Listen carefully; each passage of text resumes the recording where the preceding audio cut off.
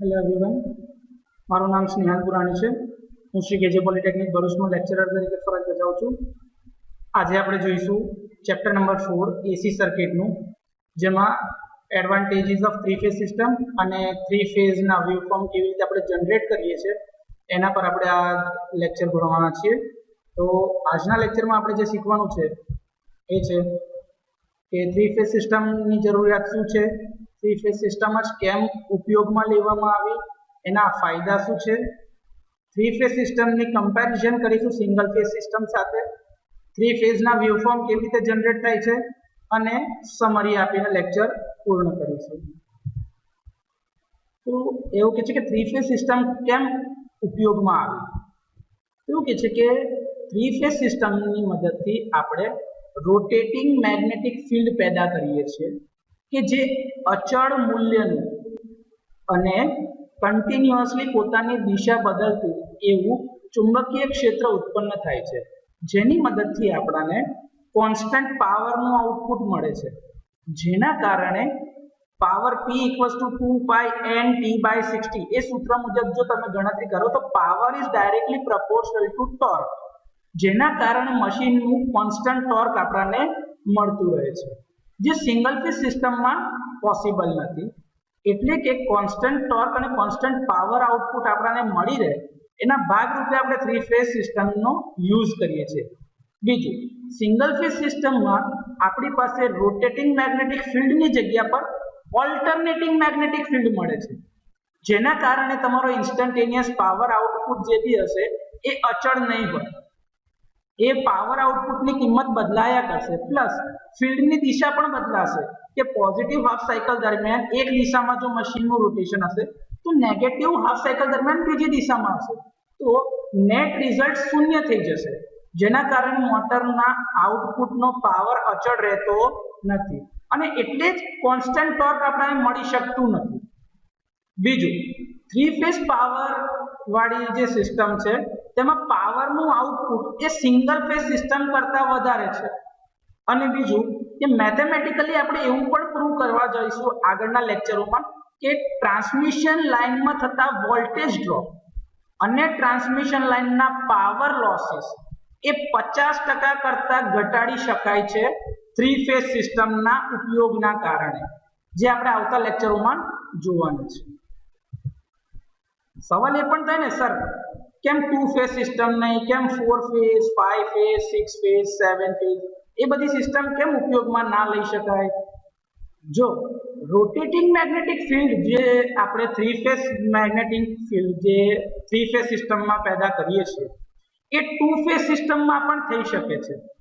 પાવરનું constant output જે આપણને મળે છે થ્રી ફેઝ સિસ્ટમમાં, એવો જ કોન્સ્ટન્ટ પાવર આઉટપુટ આપણને ટુ ફેઝ સિસ્ટમમાં પણ મળે છે અને એટલે જ કોન્સ્ટન્ટ ટોર્ક આપણને ટુ ફેઝ સિસ્ટમમાં પણ મળી રહે છે. પણ તે છતાં પણ થ્રી ફેઝ કે એના કરતા ઉપરવાળી સિસ્ટમમાં એક પર્ટિક્યુલર કેરેક્ટરિસ્ટિક્સ છે, એક એવું મજાની વસ્તુ છે કે એનો એક ભાવ એવો આવે છે કે જેના કારણે તમે થ્રી ફેઝ કે એના કરતા ઉપરની સિસ્ટમ વાપરો છો.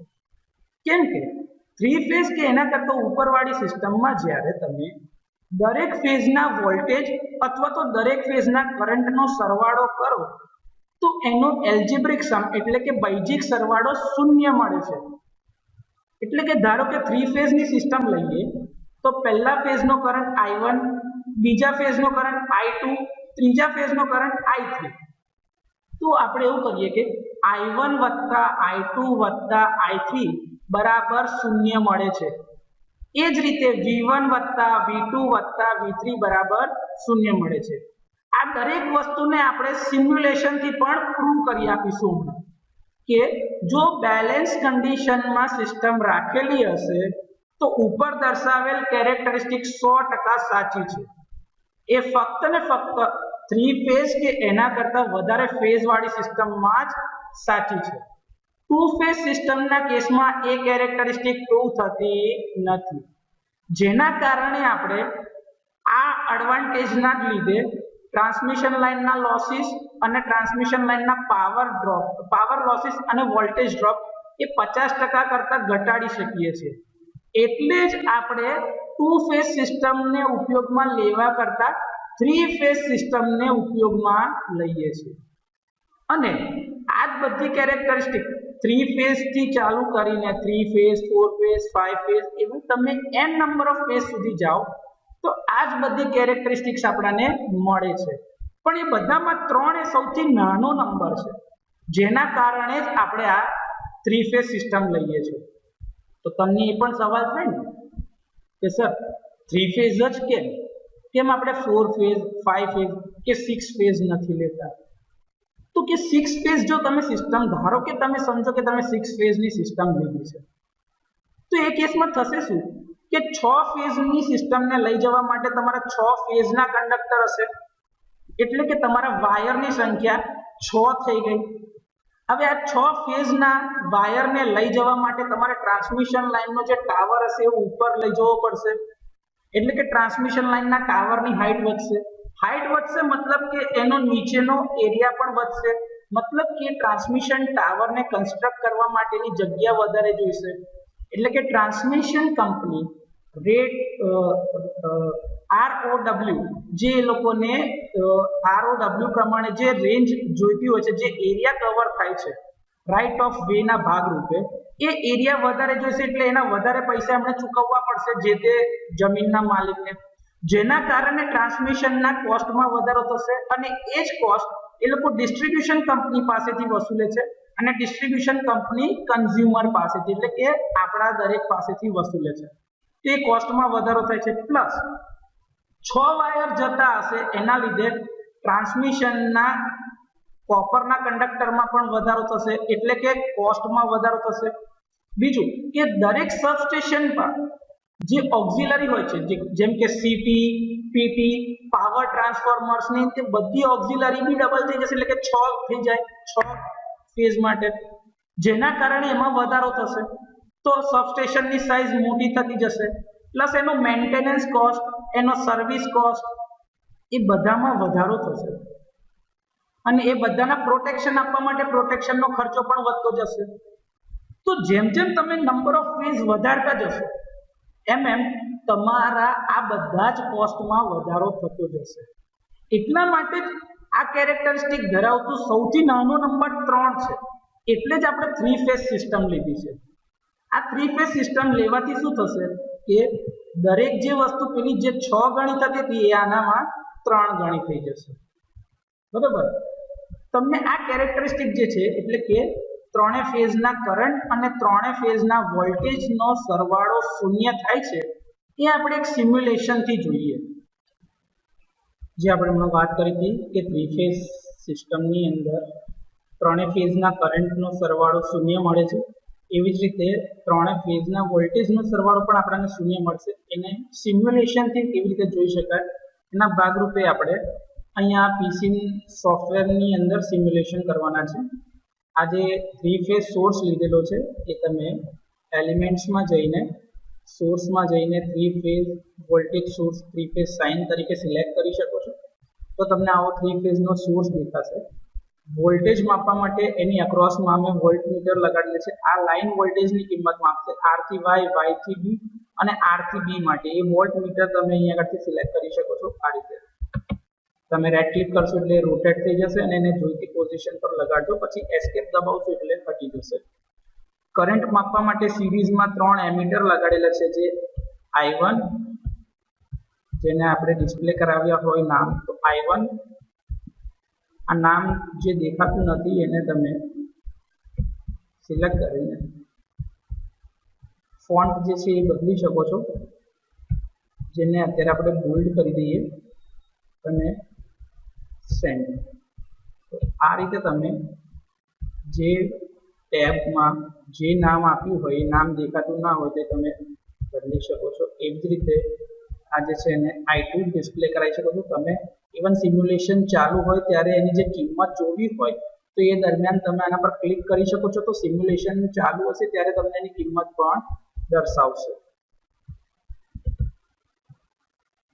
એના પર ડબલ ક્લિક કરશો તો તમે એના ફોન્ટની સાઇઝ બદલી શકો છો eSIM સોફ્ટવેરની અંદર ઘણી સારી ફેસિલિટીઝ આપણી પાસે અવેલેબલ છે જેની આપણને જાણ હોતી નથી. એના ભાગરૂપે આ એક ઇન્ફોર્મેશન પણ તમને મળી રહે અને તમે ભવિષ્યમાં જ્યારે તમે સિમ્યુલેશન બેઝ કોઈ બી પ્રોજેક્ટ કરતા હશો અથવા તો કેડના પ્રેક્ટિકલ કરતા હશો તો તમે જો સિમ્યુલેશન ટૂલ તરીકે પીસીએમ સોફ્ટવેર વાપરો તો તમે આ બધી જ ફેસિલિટી જાણતા હશો તો તમારે સિમ્યુલેશનનું કામ આસાન થઈ જશે. અહીંયા 3 બેલેન્સ સિસ્ટમ આપણે બતાવી છે એટલે 3 રેઝિસ્ટન્સ R1, R2 અને R3 લગાડેલા છે. દરેકની કિંમત આપણે 10 ઓહ્મ રાખેલી છે. તમે એના પેરામીટર પર ક્લિક કરીને એની કિંમત 10 રાખી શકો છો અને એને ઓન કરી શકો છો. ઇવન તમારે એના કરંટ ફ્લેગનો જે ડિફોલ્ટ વેલ્યુ જે છે એ બદલવી હોય તો બી તમે બદલી શકો છો. બધા સારા ઓપ્શન છે. તમારે એનો કલર જો બદલવો હોય તો તમે રેઝિસ્ટરનો કલર ભૂરાની જગ્યા પર તમે અહીંયા આગળ જઈને બ્લેક કરી દેશો તો તમારો રેઝિસ્ટર બ્લેક કલરનું દેખાશે. એ જ રીતે તમે અગર આ રેઝિસ્ટરને અડકશો અને તમે એના કલર પર ક્લિક કરશો તો આ રેઝિસ્ટર બ્લેક કલરનું થઈ જશે. તો આવું તમે સિમ્પ્લિફાઈ કરી શકો છો. આ બધા ઓપ્શનનો યુઝ કરતા તમને આવડવો જોઈએ તો ખરા અર્થમાં તમે કોઈ સોફ્ટવેર વાપરતા શીખ્યા છો એવું કહી શકાય. સિમ્યુલેશનની ક્લોક જે છે એ સિમ્યુલેશનની ક્લોકને મેં 80 મિલીસેકન્ડ એટલે કે લગભગ 4 આખી સાયકલ જશે એ પીરિયડ દરમિયાન રાખ્યું છે જેથી એનાલિસિસ કરવામાં તકલીફ ના પડે. તમે અહીંયા જોઈ શકો સપ્લાયના જે વોલ્ટેજની કિંમતમાં 415 વોલ્ટ રાખેલી છે એ પીક એમ્પ્લિટ્યુડ છે.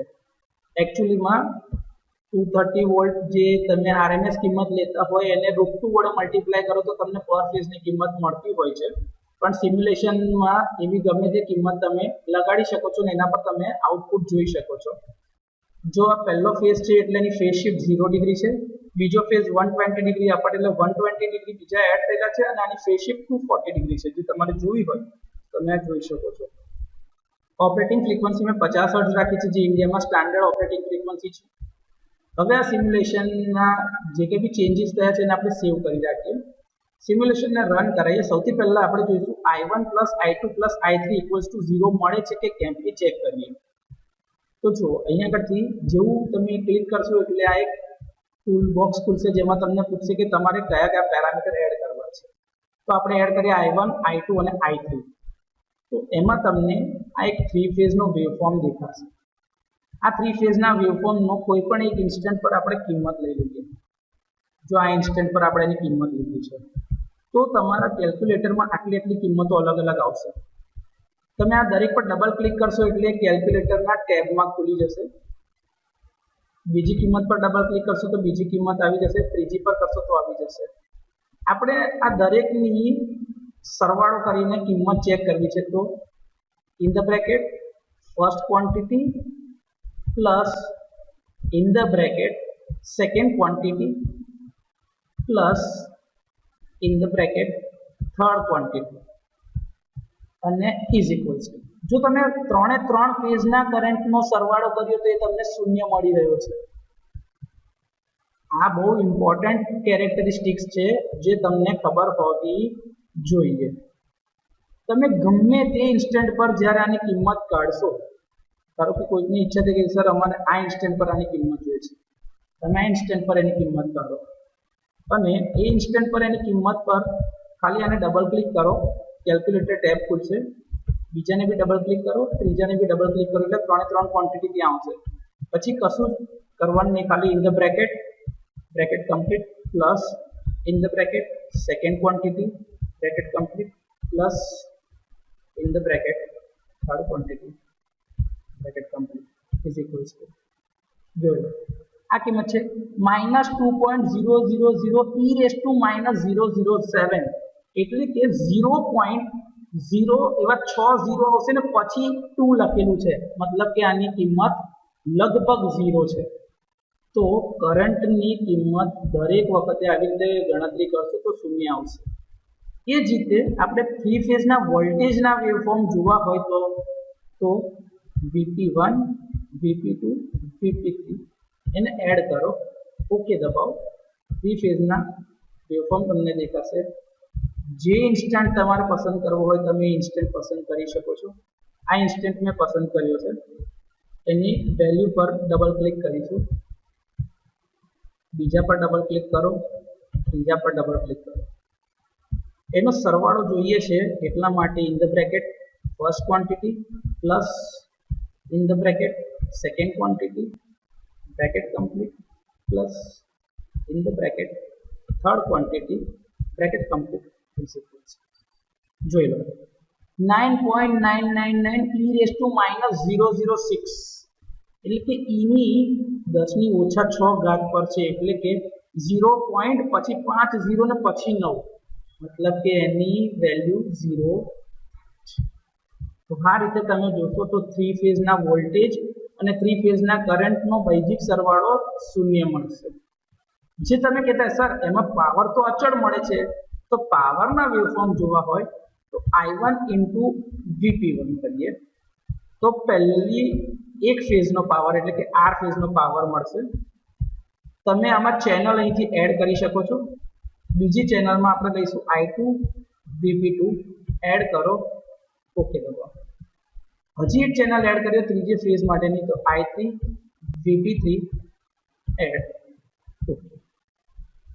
આ એક ઓપ્શન છે આપણી પાસે જ્યાંથી તમે રિયલ પાવર જોઈ શકો છો. જો રિયલ પાવર તમે ક્લિક કરો આ એની કિંમત બતાવશે 2 3. જો તમે કેલ્ક્યુલેટરના ટેબ પર જોશો ને તો લગભગ બધાની કિંમત એક જ સરખી છે. જે તમને આગળ કીધું કે 3 ફેઝના કેસમાં પાવરની કિંમત અચળ હોય છે. જો આ બીજા ફેઝમાં બી કરશો સેમ કિંમત, કોઈ ચેન્જ નહીં આવે. આ પેલું સ્ટેટમેન્ટ જે હતું કે ભાઈ 3 ફેઝના કેસમાં પાવર આઉટપુટ કોન્સ્ટન્ટ હોય છે એ તમે આ પ્રૂવ કર્યું. આ સર્કિટનો પાવર ફેક્ટર બી તમારે જોવો હશે તો તમે અહીંથી પાવર ફેક્ટર પર ક્લિક કરશો તો દરેકનો યુનિટી હશે કેમ કે રેઝિસ્ટિવ સર્કિટ છે. રેઝિસ્ટિવ સર્કિટમાં વોલ્ટેજ અને કરંટ બંને સેમ ફેઝમાં હોય છે.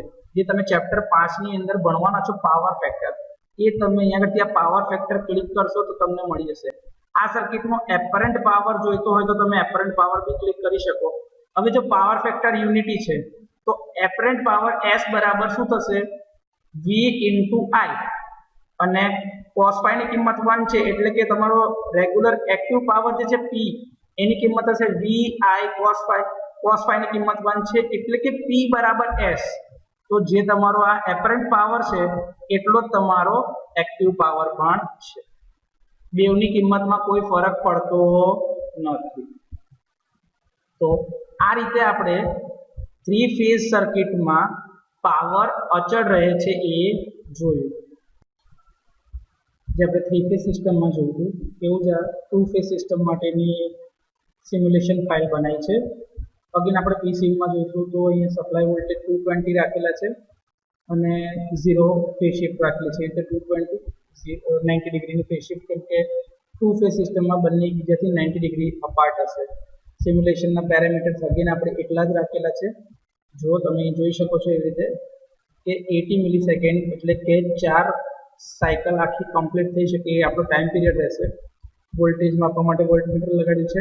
અહીંયા એક નવી વસ્તુ આપણે એડ કરી છે એ છે આપણું આ વોટમીટર. સિંગલ ફેઝનું વોટમીટર. એલિમેન્ટ્સમાં જઈને તમે અધર્સમાં જશો અને પ્રોબમાં જશો એટલે તમને અહીંયા આ દેખાશે વોટમીટર અથવા AWH મીટર. એના પર તમે ક્લિક કરશો એટલે તમને આ દેખાશે. એસ્કેપ દબાવશો એટલે જતું રહેશે. અહીંયા મેં એડ કર્યું છે. ના પેરામીટરને છે ને બાય ડિફોલ્ટ તમારે કટ ઓફ ફ્રીક્વન્સી 50 હર્ટ્ઝ પર સેટ કરવી પડશે. એ નોર્મલી 60 પર હોય છે. એટલું ખાલી એક ચેન્જ કરવાનું હોય છે. અને કરંટ માપવા માટે એમીટર લીધું છે અને R1 જે છે એની કિંમત 10 એવી જ રીતે R2 ની બી 10 રાખેલી છે એટલે કે બેલેન્સ સિસ્ટમ આપણે સેટ કરી છે. બંનેના ન્યુટ્રલને એકબીજાના ન્યુટ્રલ સાથે જ કનેક્ટ કરેલા છે અને એ ન્યુટ્રલને પછી આપણે ગ્રાઉન્ડ કરેલું છે.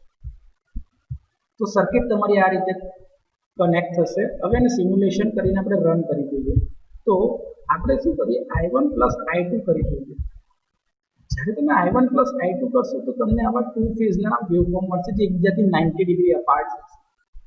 તમે અહીં આગળ કોઈ પણ એક ઇન્સ્ટન્ટ પર એની કેલ્ક્યુલેશન કરો.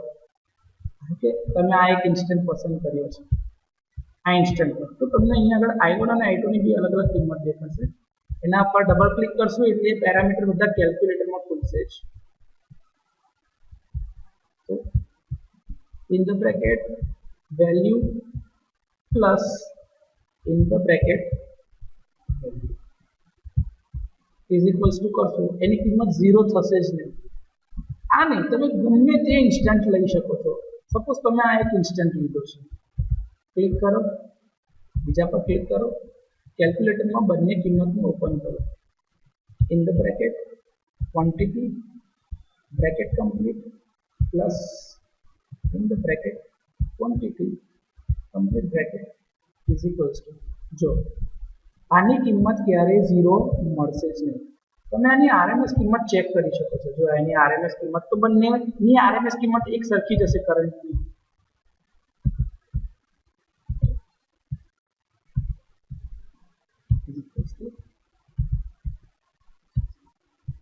કોઈ ફરક છે નહીં, બંનેની આરએમએસ કિંમત એક સરખી જ મળે છે.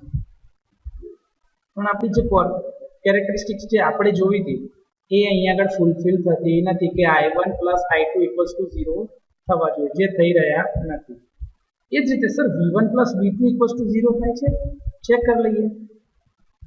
જ્યારે સિમ્યુલેશન તમે ચેક કર્યું તો હવે અહીંયા આગળ છે આ VP1 VP2 એડ કરીને એના પેરામીટર ચેક કરો. કોઈ પણ એક ઇન્સ્ટન્ટ પસંદ કરો કે જ્યાં તમારે એની કિંમત, સપોઝ તમે આ ઇન્સ્ટન્ટ પસંદ કરી છે, કેલ્ક્યુલેટરમાં એને ઓપન કરો, બીજી વેલ્યુને બી કેલ્ક્યુલેટરમાં ઓપન કરો, in the bracket first quantity bracket complete plus in the bracket second quantity bracket complete is equals to, જો એની કિંમત આવી આટલી. ગમે તે ઇન્સ્ટન્ટ તમે પસંદ કરો એના ઉપર ક્યારેય એ શૂન્ય થશે જ નહીં. બીજી એકવાર તમારે જોવું હોય તો તમને આ ઇન્સ્ટન્ટ પર એની કિંમત કેટલી છે એ બતાવી દઈએ. in the bracket quantity plus in the bracket quantity C 4.986 છે.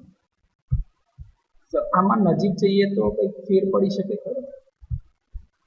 જોઈએ.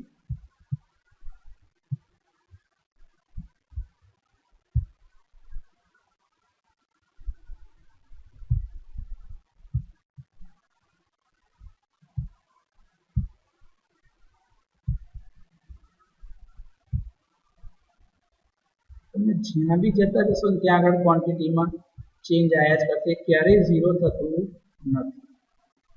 મતલબ કે આ કેસમાં પણ V1 plus V2 equals to 0 satisfy થતું નથી. સર I1 ઇન્ટુ V1 કરીએ તો પાવર અચળ મળે છે દરેક કેસમાં, એ બતાવો તમે. જો I1 ઇન્ટુ VP1 આપણે કરીએ અને એનો પાવર જોઈએ, એના પાવરના વેવફોર્મ છે. બીજી ચેનલને બી એડ કરી દઈએ, I2 VP એડ કરો. ઓકે, આ બંનેનો પાવર જોવો હોય, જો બંનેનો પાવરની કિંમત પાવરને ડબલ ક્લિક કરીએ બીજાને પણ કેલ્ક્યુલેટરમાં આ બંને કિંમતને જોઈએ તો ઇઝ ઇક્વલ્સ ટુ કરો. એની કિંમત છે 2419.994. બીજાની બી કિંમત જોઈએ, ઇઝ ઇક્વલ્સ ટુ કરો 2419.994. મતલબ કે કિંમત અચળ રહે છે, પાવર કોન્સ્ટન્ટ મળે છે, એટલે કે ટોર્ક પણ અચળ મળે છે. પણ પેલી કેરેક્ટરિસ્ટિક જે આપણે કીધી કે I1 plus I2 equals to 0 થવા જોઈએ, થતા નથી. આ જરા સ્ક્રીનશોટ લઈ રાખેલો છે જે આપણે પીપી સિસ્ટમ જોઈ હતી એના જ ભાગરૂપે. એટલે સ્ક્રીનશોટ એટલે કે તમારા પાસે એક રેકોર્ડમાં રહે કે આપણે આવી સિસ્ટમ, આવી કોઈ સર્કિટ ડ્રો કરી હતી. આ સર્કિટને તમારે જો આવી રીતે લેવી હોય તો તમારે શું કરવું પડે કે પીસીના સોફ્ટવેરમાં એડિટ મેનુમાં જઈને કોપી ટુ ક્લિપબોર્ડ કરીને ત્યાંથી black and white image select કરી અને તમે પેઇન્ટ કાં તો વર્ડ ફાઇલની અંદર જઈને આને પેસ્ટ કરી શકો છો, અથવા તો ડાયરેક્ટ પીપીટીમાં પણ આ ફાઇલને પેસ્ટ કરી શકો છો. તો આપણે આ પ્લેસ કરી હતી. એના કંટ્રોલિંગ પેરામીટર્સ જે આપણે લેવાના હતા, અહીંયા આ એક સર્કિટ જે છે જેની અંદર આપણે એક 3 ફેઝ વોટમીટર લઈને પણ આનું સિમ્યુલેશન બતાવવાના ભાગરૂપે જ આ એક સર્કિટ ડિઝાઇન કરી હતી. અને આ એના સિમ્યુલેશનના કંટ્રોલ પેરામીટર જે છે, સિમ્યુલેશન ટૂલ, સિમ્યુલેશન કંટ્રોલના એ પેરામીટર પણ તમને બતાવેલા છે. આ 3 ફેઝના કરંટના વેવફોર્મ છે કે જેની કિંમત આ રહી દરેક જગ્યાએ લખેલી છે. એનો સરવાળો જે તમે જોઈ રહ્યા હતા તો 9.99 e−007, એટલે કે 0 પોઈન્ટ પછી 6 વખત 0 અને પછી આ કિંમત આપણને મળી રહી છે. આ સ્ક્રીનશોટ જ લઈ રાખેલા છે. એવી જ રીતે થ્રી ફેઝના વોલ્ટેજનો સરવાળો જ્યારે આપણે કરતા હતા ત્યારે મળતું હતું આ ઇન્સ્ટન્ટ પર -2.84 e⁻014 એટલે કે 0. પછી 13 વખત 0 આવે ને પછી એની કિંમત આવે 2, મતલબ કે આની કિંમત નગણ્ય એટલે કે 0 જ છે. આવી આ ટુ ફેઝની સર્કિટ જે આપણે હમણાં જોઈ હતી 90 ડિગ્રી ફેઝ શિફ્ટ વાળી એક સર્કિટ આ રહી, જેમાં વોટમીટર સાથે આપણે કનેક્ટ કરેલા હતા. એક સર્કિટ અહીંયા ડ્રો કરી છે. એના વેવફોર્મ જે છે એમાં ટુ ફેઝના કરંટની કિંમત, ટુ ફેઝના વોલ્ટેજની કિંમત એ તમને આગળ વિડીયોમાં મેં બતાવ્યું બી ખરું કે એનો સરવાળો કરીએ તો શૂન્ય મળતો નથી. આ થ્રી ફેઝની સિસ્ટમ જ કેમ કન્સિડર આપણે કરીએ કે 3 ફેઝ એટલે કે તમારે પાવર ટ્રાન્સફર કરવા માટે ફક્ત ને ફક્ત 3 જ કંડક્ટરની જરૂર પડે છે, જેના લીધે કંડક્ટરમાં મટીરિયલનો કોસ્ટ ઓછો થઈ જાય છે. ટાવરની જે હાઇટ તમારે રાખવાની હતી એ ઓછી થઈ જાય, એટલે કે રાઇટ ઓફ વેના આધારે જેટલી ટાવર કન્સ્ટ્રક્ટ કરવા માટે જમીન જોઈએ એ જમીન ઓછી લેવી પડે, એટલે કે ઓછા પૈસા ચૂકવવા પડે, જેથી કરીને ડિસ્ટ્રીબ્યુશન કંપની પર ચાર્જ ઓછો લાગશે અને એટલે જ આપણા પર અલ્ટિમેટલી એનો ચાર્જ ઓછો લાગશે. એ જ વસ્તુ અગર જો તમારે ડબલ પાવર ટ્રાન્સફર કરવો હશે તો તમે થ્રી ફેઝની 2 સર્કિટ એક સાથે પેરેલલમાં લગાડી શકો છો. કેમ કે ટાવરમાં તમે જોયા હશે તો ક્રોસ આર્મ લાગેલા હશે, જેમાં એક છેડા પરથી એક ફેઝ જતો હશે તો બીજો છેડો ખાલી હોય ત્યાંથી તમે એક ફેઝની બીજી એક લાઈન દોડાઈ શકો. તો આ સર્કિટ બનશે એને કહેવાય ડબલ સર્કિટ લાઈન. શું કહેવાય? ડબલ સર્કિટ લાઈન, જેના આધારે તમે પાવર ટ્રાન્સમિશનની કેપેસિટી ડબલ કરી શકો છો. એ જ રીતે આગળ તમને કીધું કે તમે જે સીટી, પીટી, પાવર ટ્રાન્સફોર્મર જેવી ઓક્ઝિલરી જે કંઈ બી લગાડવી પડે છે સબસ્ટેશનમાં એની સંખ્યા ઓછી થઈ જશે, જેના કારણે સબસ્ટેશનની જગ્યા ઓછી થશે, જેના કારણે મેન્ટેનન્સ કોસ્ટ ઓછો થશે અને સબસ્ટેશનની જગ્યા પણ ઓછી રોકાશે. તો આ બધા જ ફાયદાના લીધે આપણે થ્રી ફેઝની સિસ્ટમ પસંદ કરીએ છીએ. આ થ્રી ફેઝની સિસ્ટમની કમ્પેરિઝન જો તમારે જોયું હોય તો આપણે સિંગલ ફેઝ સિસ્ટમ સાથે બી આગળ કમ્પેર કરીશું. તો થ્રી ફેઝ સિસ્ટમના ફાયદાઓ શું છે? તો એવું કહે છે કે થ્રી ફેઝ સિસ્ટમની એફિશિયન્સી એટલા જ રેટિંગની સિંગલ ફેઝ મશીનની કેપેસિટી અથવા તો એફિશિયન્સી કરતાં વધારે હોય છે. એવું છે મેથેમેટિકલ એનાલિસિસ કે એમાં જે કોપરની સાઇઝ જે અથવા તો જે વેટ હોય છે થ્રી ફેઝ મશીનમાં એ એટલા જ કેપેસિટી વાળા સિંગલ ફેઝ મશીન કરતાં ઓછું હોય છે. એની અંદર જે સાઇઝ જોઈએ છે મશીનની એ સાઇઝ પણ થ્રી ફેઝના મશીનની સાઇઝ એટલી જ કેપેસિટી વાળા સિંગલ ફેઝ મશીન કરતાં નાની હોય છે. આ બે એડવાન્ટેજના લીધે જ મશીનનો કોસ્ટ ઓછો આવે છે. આ દરેક વસ્તુ મેથેમેટિકલી આપણે આગળ પ્રૂવ કરવાના છે આગળના લેક્ચરોમાં. અને તમારે જો અત્યારે જાણવું હોય તો ટ્રાન્સમિશન એન્ડ ડિસ્ટ્રીબ્યુશન માટેની પાવર સિસ્ટમની એક બુક છે જેના ઓથર છે વીકે મહેતા. તમારે સેમેસ્ટર નંબર 4 માં એ સબ્જેક્ટ ઓફર થાય છે. એમાં તમે એ રેફરન્સ બુકનો યુઝ કરીને આ જ વસ્તુ અત્યારે પણ શીખી શકો છો. બીજું, થ્રી ફેઝ સિસ્ટમમાં આપણને ઓલ્ટરનેટિંગ મેગ્નેટિક ફિલ્ડની જગ્યાએ રોટેટિંગ મેગ્નેટિક ફિલ્ડ મળે છે કે જે હંમેશા અચળ મૂલ્યનું હોય છે અને જેની દિશા કન્ટિન્યુઅસલી સ્પેસમાં ફરતી હોય છે. ટ્રાન્સમિશન લાઇનના કેસમાં કોપરનું વજન ઓછું હોવાના કારણે એને જે સેગ લાગે છે એ ઓછો લાગે છે, જે એના કારણે જ એ સિંગલ ફેઝની એટલી જ કેપેસિટી વાળી ટ્રાન્સમિશન લાઇન જો તમે લગાડો તો એટલી બલ્કી થઈ જાય છે જેના સાપેક્ષમાં અહીં આગળ એ લાઇનનું વેટ ઓછું થઈ શકે છે. આ બધા જ એડવાન્ટેજીસના લીધે થ્રી ફેઝ સિસ્ટમ વધારે વાપરવામાં આવે છે. હજી બી તમારે થોડા ઘણા કમ્પેરિઝનના મુદ્દા જોઈતા હોય પરીક્ષાને અનુલક્ષીને તો એ તમને કહીએ કે થ્રી ફેઝ સિસ્ટમમાં રોટેટિંગ મેગ્નેટિક ફિલ્ડ મળે છે, સિંગલ ફેઝ સિસ્ટમમાં ઓલ્ટરનેટિંગ મેગ્નેટિક ફિલ્ડ મળે છે. થ્રી ફેઝ સિસ્ટમમાં પાવરનું આઉટપુટ કોન્સ્ટન્ટ છે, સિંગલ ફેઝ સિસ્ટમમાં પાવરનું આઉટપુટ કોન્સ્ટન્ટ હોતું નથી. પાવરનું આઉટપુટ કોન્સ્ટન્ટ હોવાના કારણે થ્રી ફેઝ સિસ્ટમમાં ટોર્ક પણ અચળ મળે છે. આગળ તમને સૂત્ર કીધું એ જ પ્રમાણે P બરાબર 2πnt/60. આના આધારે તમે મશીનનું ટોર્ક ગણશો તો એ અચળ હશે, જ્યારે સિંગલ ફેઝ સિસ્ટમમાં ટોર્ક પણ અચળ રહેશે નહીં. એફિશિયન્સી થ્રી ફેઝ સિસ્ટમની વધારે છે, સિંગલ ફેઝ સિસ્ટમની એફિશિયન્સી એટલા જ રેટિંગ માટે ઓછી છે. વધુમાં કહીએ તો થ્રી ફેઝ સિસ્ટમના એટલી જ કેપેસિટી વાળા મશીનમાં જે કોપરનું વજન હશે એ ઓછું હશે અને એ જ જગ્યા પર સિંગલ ફેઝ મશીનની અંદર વપરાતા કોપરનું વજન એ થ્રી ફેઝના મશીન કરતા વધારે હશે. થ્રી ફેઝની સર્કિટ સ્ટાર અને ડેલ્ટા કનેક્શનના આધારે અમુક વાર થ્રી ફેઝ 4 વાયર અથવા તો થ્રી ફેઝ 3 વાયરની સિસ્ટમના લીધે થોડી કોમ્પ્લેક્સ થઈ શકે છે. એ જ જગ્યા પર સિંગલ ફેઝ સિસ્ટમમાં ફક્ત બે જ વાયર, એક ફેઝ અને બીજો રિટર્ન ન્યુટ્રલ તરીકે વપરાય છે, જેના કારણે સર્કિટ સિમ્પલ છે.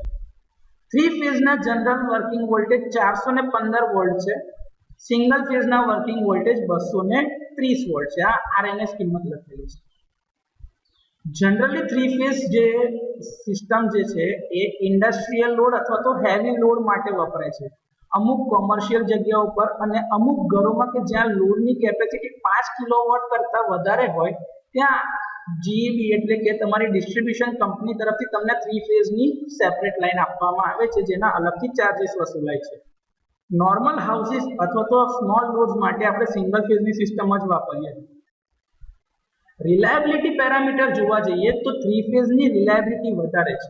જેમ કે આર, વાય અને બી એવા 3 ફેઝ જતા હોય તો સપોઝ કે વાય ફેઝ પર જે કનેક્શન છે ત્યાં લાઇન ટુ ગ્રાઉન્ડ ફોલ્ટ થયો અથવા તો કોઈ પણ પ્રકારે ત્યાં આગળ ફોલ્ટ થયો તો બાકીના બે હેલ્ધી ફેઝના આધારે લોડને કન્ટિન્યુઅસ સપ્લાય ચાલુ રહેશે, એટલે કે એની એફિશિયન્સી અથવા તો રિલાયબિલિટી વધી જાય છે. એ જ જગ્યા પર સિંગલ ફેઝ સિસ્ટમમાં જો કોઈ જગ્યાએ ફોલ્ટ થશે તો ત્યાંથી પાવર આગળ જશે જ નહીં, એટલે કે એની રિલાયબિલિટી ઓછી છે. થ્રી ફેઝનું વેવફોર્મ કેવી રીતે જનરેટ થાય છે? તો અહીંયા આગળ તમે આકૃતિમાં જોઈ શકો છો, આપણે 3 કંડક્ટર મૂકેલા છે, એ, બી અને સી. આ બધા જ કંડક્ટર રેફરન્સ એ ને કન્સિડર કરીએ તો એ થી 120 ડિગ્રી અપાર્ટ બી, ત્યાંથી 120 ડિગ્રી અપાર્ટ સી છે અને ત્યાંથી સી થી 120 ડિગ્રી અપાર્ટ પાછો એ કંડક્ટર આવે છે. અહીંયા પરમેનન્ટ મેગ્નેટ સમજો, જે એન થી એસ તરફ મેગ્નેટિક ફિલ્ડની લાઈન એટલે કે ફ્લક્સની લાઈન જઈ રહી છે એ બતાવેલી છે. અને આ કંડક્ટર જે છે આ સ્પેસમાં કન્ટિન્યુઅસલી એક અચળ સ્પીડ ઓમેગા રેડિયન્સ પર સેકન્ડની અચળ સ્પીડથી ફરી રહ્યા છે, જેના કારણે મેગ્નેટિક ફિલ્ડ કટ થશે અને આ કંડક્ટરમાં ફેરાડેના નિયમ અનુસાર, ફેરાડેઝ લો ઓફ ઇલેક્ટ્રોમેગ્નેટિક ઇન્ડક્શનના આધારે એમાં EMF ઇન્ડ્યુસ થશે અને એ જ રીતે three phase rotating magnetic field પેદા થાય છે, જેનું મૂલ્ય E બરાબર -d∅dt ની મદદથી આપી શકાય છે. આ બધા જ વેક્ટર જો EA, EB અને EC બધા એક સાથે 120 ડિગ્રી અપાર્ટ છે. જો તમે સમજતા હોય કે ભાઈ કોઇલ A ની અંદરનું EMF જે છે એ એની maximum value EM A sin omega t, બીજાની અંદર 120 ડિગ્રી માઇનસ એટલે કે અપાર્ટ હશે, એના લીધે EB EM B ફેઝના sin omega t minus 120 degree અને એ જ રીતે C ફેઝમાં EM of C sin omega t minus 240 degree કરીને આપણે 3 અલગ અલગ વેક્ટર શોધીએ છીએ. આ ત્રણ વેક્ટરનું એલ્જિબ્રિક સમ બી આપણે કરીએ તો એ શૂન્ય મળવો જોઈએ, બેઝિક સરવાળો 0 મળવો જોઈએ, જે આપણે હમણાં સિમ્યુલેશનમાં જોયું છે. એને આપણે મેથેમેટિકલી પણ જોઈ શકીએ છીએ. જે આ તમારો થ્રી ફેઝનો વેવફોર્મ હતો ને એ જ વેવફોર્મ અહીંયા છે.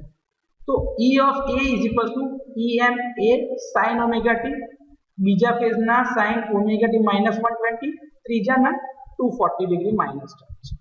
ત્રણે ત્રણનો સરવાળો કરવો છે એટલે E બરાબર EA plus EB plus EC કરીશું. આ ત્રણે ત્રણની કિંમત અહીંયા મૂકી દો. EM of A sin omega t, EM of B sin omega t minus 120 degree, EM of C sin omega t minus 240 degree. આ બધાની મેક્સિમમ કિંમત એક સમાન હશે એટલે EM A EM B બરાબર EM C બરાબર EM. તો એ જ કિંમત મૂકો તો E બરાબર EM sin omega t plus EM sin omega t minus 120 degree plus EM sin omega t minus 240 degree. તો तो जवाब શું થશે કે E બરાબર સાદું રૂપ આપીએ તો em sin omega t plus em sin a minus b નું સૂત્ર લગાડીએ તો શું થશે sin a cos b minus cos a sin b આ સૂત્ર મુજબ એનું સાદું રૂપ મળશે em sin omega t cos 120 minus em multiply કરીને cos omega t sin 120 એ જ રીતે અહીંયા પણ સૂત્રનું સાદું રૂપ આપીશું તો બનશે em sin omega t cos 240 minus em cos omega t sin 240 સાદું રૂપ આપતા જઈએ તો દરેકની કિંમતો આપણે મૂકવાની છે તો em sin omega t plus em sin omega t cos 120 એ જ સૂત્ર છે cos 120 ની કિંમત હશે -0.5 sin 120 ની કિંમત હશે 0.866 કેમ કે સેકન્ડ ક્વાડ્રન્ટ 90 પ્લસ